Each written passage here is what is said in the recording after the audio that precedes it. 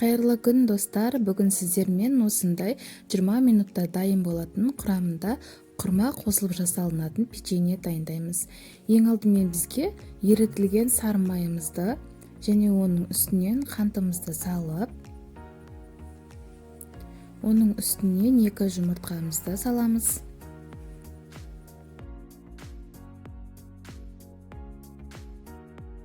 Енді массамызды жақсылап араластырып жүреміз. Массамыз араласқаннан кейін оның үстінен ұнымызды саламыз. Ұнымыздың үстінен 1 шай қасық қамыр қопсытқышымызды саламыз. Bir араластырып,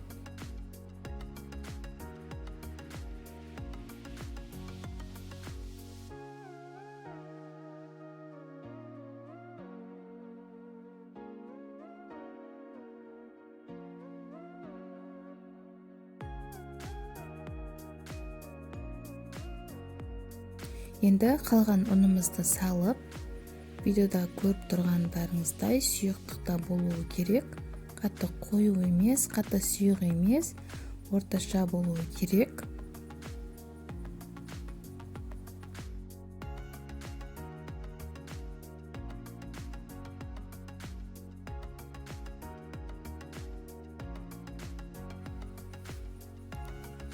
Енді біз ортасына салмасы ретінде 2 дана құрма жетеді.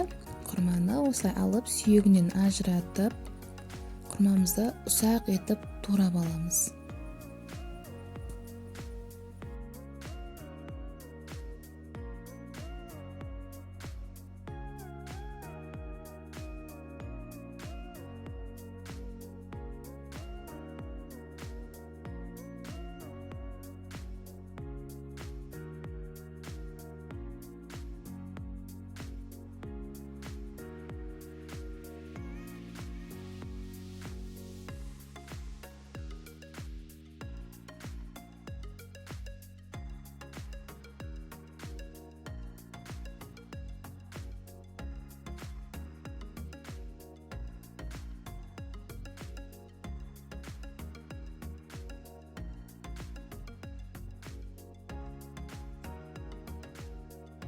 Осылай кондитерлік мешокқа, оның ішіне Вупипайға қолданатын насатканы қолдандым.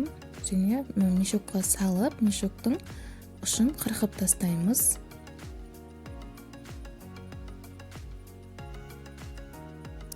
Мешогымызға, яғни пакетігімізге жаңағы қамырымызды саламыз.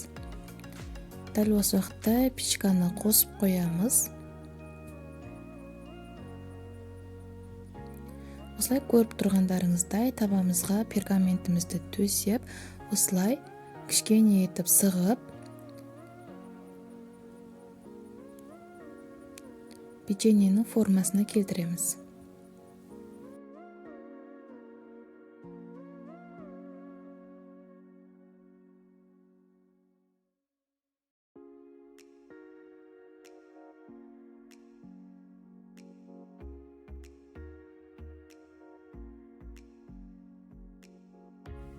Дәл осы мен жасаған грамдармен, дәл осы рецептпен жасасаңыздар, 23 түк печенье шығады.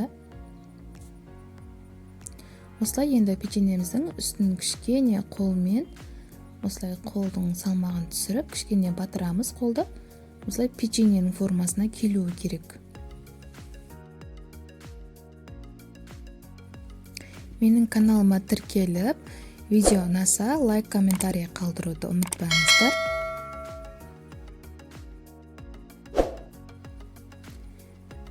Достар, осымен печеньеміз дайын. Печеньеміз 20 минутта пісіп шықты. Құрамы өте оңай, құрамына құрма қосылып жасалынғандықтан дәмі өте ерекше болып шықты.